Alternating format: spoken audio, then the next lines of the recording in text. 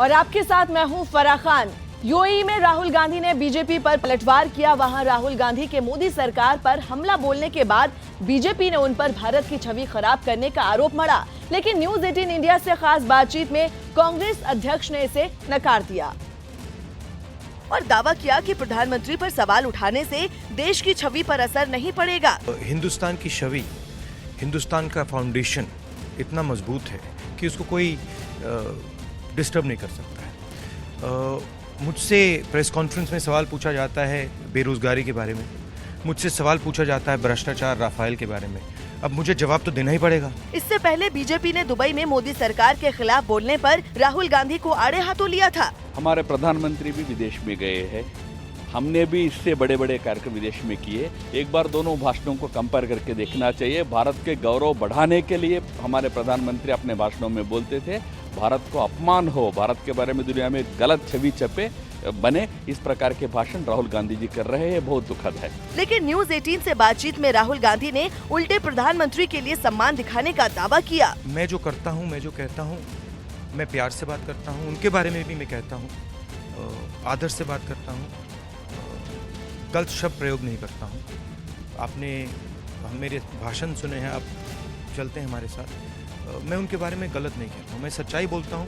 UAE में सरकार को घेरने के मामले में राहुल गांधी को विपक्ष का भी साथ मिला है।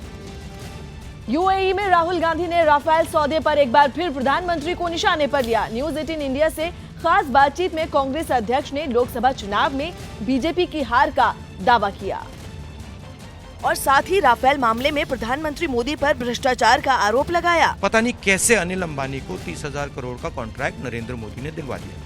वो मेरिट की बात करते हैं, नामदार की बात करते हैं। आप मुझे बताइए अनिल अंबानी में क्या मेरिट है? हवाई जहाज बनाने में क्या जानते हैं वो? बातचीत में राहुल गांधी ने दावा किया कि लोकसभा चुनाव में मोदी सरकार को शिकस्त मिलेगी। मैं नहीं हटाऊंगा, हिंदुस्तान की जनता हटाएगी। हिंदुस्तान के किसान, छोटे दुकानदार, युवा, नरेंद्र मोदी जी ने वायदा किया था 5 साल में हिंदुस्तान को बदल देंगे, बदल दिया, मगर गलत तरीके से बदला। वहीं बीजेपी ने भी प्रधानमंत्री मोदी के खिलाफ बयानबाजी पर राहुल गांधी को आड़े हाथों लिया। मोदी जी का अपमान नहीं सहेगा हिंदुस्तान। सिर्फ राहुल गांधी जी अपनी भाषा में संयम रखें और ऐसी भाषा का प्रयोग ना करें। 2019 के चुनाव में जनता इसका करारा जवाब देगी। यूएई दौरे में प्रधानमंत्री पर राहुल गांधी के ताबड़तोड़ हमले से सियासी माहौल गर्म है। यूएई में न्यूज 18 इंडिया से खास बातचीत में राहुल गांधी ने यूपी में मजबूती से लोकसभा चुनाव लड़ने का दावा किया। यूपी में समाजवादी पार्टी और बीएसपी ने गठबंधन से कांग्रेस को दूर रखा है, लेकिन कांग्रेस अध्यक्ष ने अपने दम पर वहां लोकसभा की सभी सीटों पर चुनाव लड़ने का ऐलान किया। उत्तर प्रदेश में कांग्रेस पार्टी को चुनाव लड़ना पड़ेगा और दम से लड़ना पड़ेगा। हम पीछे हट के नहीं लड़ेंगे, हम पूरी फोर्स के साथ, पूरे दम के साथ हर सीट में कांग्रेस पार्टी लड़ेगी। और मेरी थिंकिंग है, शायद गलत है, मगर मेरी थिंकिंग है कि मायावती जी ने और मुलायम सिंह यादव जी ने कांग्रेस पार्टी को अंडर एस्टिमेट किया है और कांग्रेस पार्टी की जो यूटिलिटी है उसको उन्होंने पहचाना नहीं। वहीं बीजेपी ने इसी बहाने कांग्रेस की ओर से विपक्ष को एकजुट करने की रणनीति पर तंज कसा। कांग्रेस की तो स्थिति बहुत ज्यादा खराब है, वो बैसाखी ढूंढ रही है और उत्तर प्रदेश में तो उसको बैसाखी भी नहीं मिली है। जो कंधा देने वाली पार्टियां थी कांग्रेस से, उन्होंने भी अपना पल्ला झाड़ लिया है। लेकिन शरद यादव ने दावा किया कि यूपी में कांग्रेस के अलग लड़ने के बावजूद महागठबंधन पर असर नहीं पड़ेगा। कोई अनोखी बात नहीं है। यूपी में, मध्य प्रदेश में, राजस्थान में, गुजरात में कई जगह चुनाव हुए। कलकत्ता, आपके बंगाल में होंगे, तो हर सूबे में अलग अलग परिस्थिति है। साथ नहीं लिए जाने के बावजूद कांग्रेस भी अखिलेश यादव और मायावती पर हमलावर नहीं है।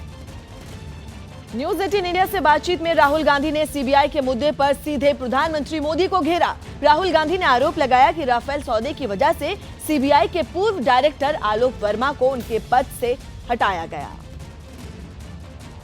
सीबीआई चीफ को 2 बार हटाने की जल्दी क्या थी? और कोई और नहीं कह रहा है। सरकार में गडकरी जी, सुषमा जी, अरुण जेटली जी नहीं कह रहे, नरेंद्र मोदी जी कह रहा है कि भैया इसको हटाओ। क्या कारण हो सकता है?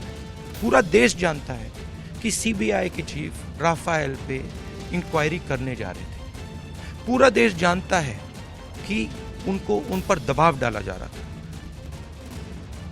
रोजगार देने और प्रदूषण कम करने के इरादे से मोदी सरकार लोकसभा चुनाव से पहले एक योजना ला सकती है। इस योजना के तहत सरकार कचरे को कमाई का जरिया बनाएगी। News18.com की रिपोर्ट के मुताबिक इस रोजगार को बायो सीएनजी प्लांट लगाकर शुरू किया जा सकेगा। बायो सीएनजी प्लांट लगाने में सरकारी संस्था नेफेड यानी national agricultural cooperative marketing federation of India मदद करेगी। इस योजना में पब्लिक प्राइवेट पार्टनरशिप के तहत नेफेड भी 5,000 करोड़ रुपए का निवेश करेगी। इसके लिए नेफेड का इंडियन ऑयल के साथ एक करार हुआ है, जिसके पहले चरण में देश भर में 100 बायो सीएनजी प्लांट लगाए जाएंगे, जहां गाय भैंस के गोबर और सड़े हुए फल और सब्जियों से बायो सीएनजी तैयार की जाएगी, जिसे बाजार में 48 रुपए प्रति किलोग्राम के रेट पर बेचने की योजना है।